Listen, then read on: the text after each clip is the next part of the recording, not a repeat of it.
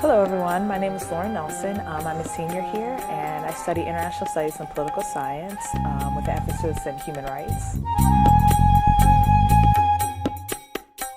I'm going to focus on race relations in the 3 countries I studied abroad in. I feel that being a student of color, it's really important to share our experiences because it's not something that I knew about before I went, and there are certain realities that affect student of color differently than other students. For example, when I lived in Egypt, again, there was an idea that darker complected women had a different social status, whether that was the maid or the prostitute. I went shopping with my friend who identified as white, and at the end of our shopping trip, they handed me the bags to take out of the store. And that was really difficult because that was directly related to my race. There's no other way around it. And it would have been really great if my friend could have been like, hey, I can hold my own bags,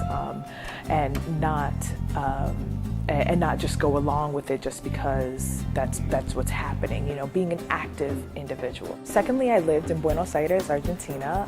I worked with a group of Afro-Argentines, the Capoverdianas, and what I learned from them was that there are, again, certain realities that affect women of color that don't necessarily affect other groups of people. And I learned that Afro-Argentines have a higher rate of kidnapping and are sold into the sex trade than other groups of people, to the point that the women I worked with told me they travel to places together, they don't travel alone to certain areas, certain times of night.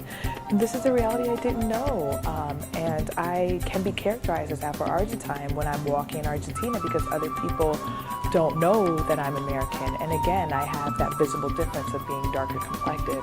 Lastly, I lived in Paris, France. I did a summer study abroad there, and that was an absolutely amazing time. And I realized when I lived there that I didn't have some of the similar issues that I face in Egypt and Argentina. When I walked in Paris, people knew right away I was American by how I dressed, how I spoke the language.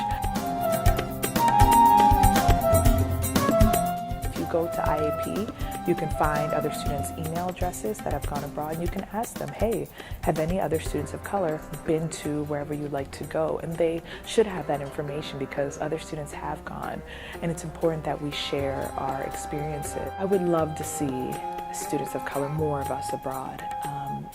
We have the opportunity here being a student at UW where the resources are already there for us in that host country.